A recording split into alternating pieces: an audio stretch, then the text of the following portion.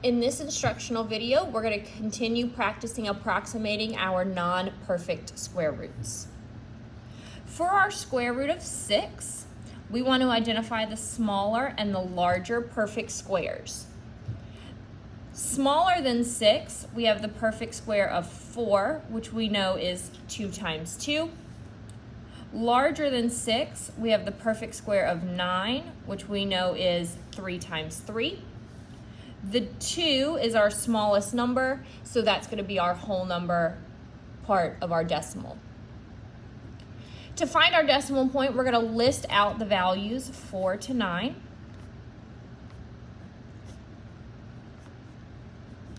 Again, we know that 4 is 2 times 2, so that would be 2.0. 9 is 3 times 3, so that's going to be 3.0. Working our way in to find our halfway point between 6 and 7. Halfway is represented by the decimal 0.5, so 2.5. Since we are looking for the 0.6, 0.6 is very close to the 0.5, so our decimal point would be a 0.3 or a 0.4.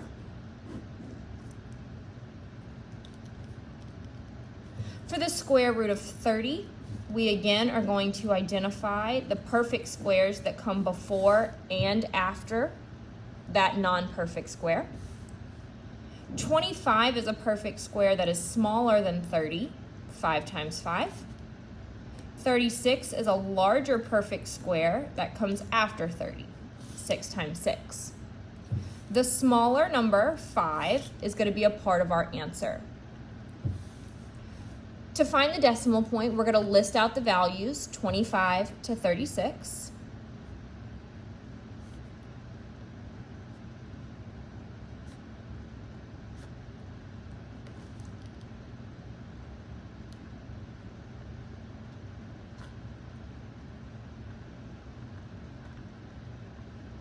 We know that 25 is 5 times 5, so we represent it as 5.0. 36 is 6 times 6, and we would represent that as 6.0. Working our way towards the middle to find our halfway point is going to be between the 30 and the 31, represented by the decimal 0.5, and we have our whole number value, 5.5. 30, which is the number that we're trying to solve for, is just smaller than the 5.5, meaning we want our decimal point to be just smaller than that, 5.4. For the square root of 17, we want to identify the perfect square that is smaller and the perfect square that is larger than 17. 17 is larger than 16, which we can solve as 4 times 4. 17 is smaller than 25, which we can solve as 5 times 5. The smallest number, 4, is going to be our whole number part of our answer. To find the decimal, we're going to list out the values 16 to 25.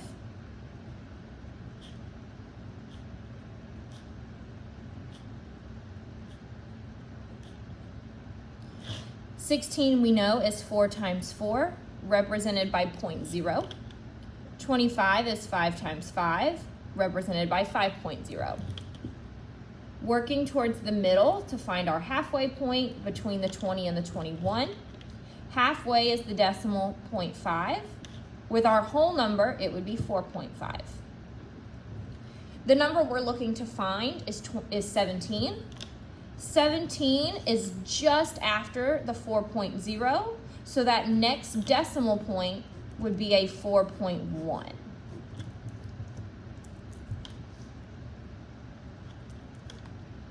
For the square root of 48, we want to identify the perfect square that comes before 48 and the perfect square that comes after 48.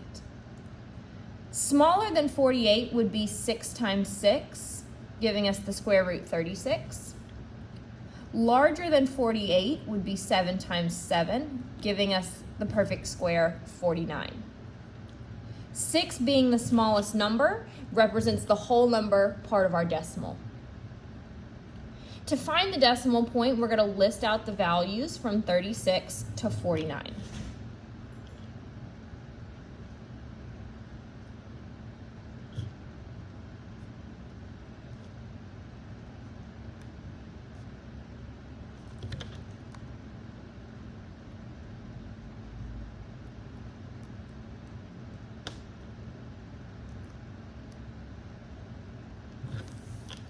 We know that 36 is 6 times 6, so that's going to be represented by the decimal 6.0.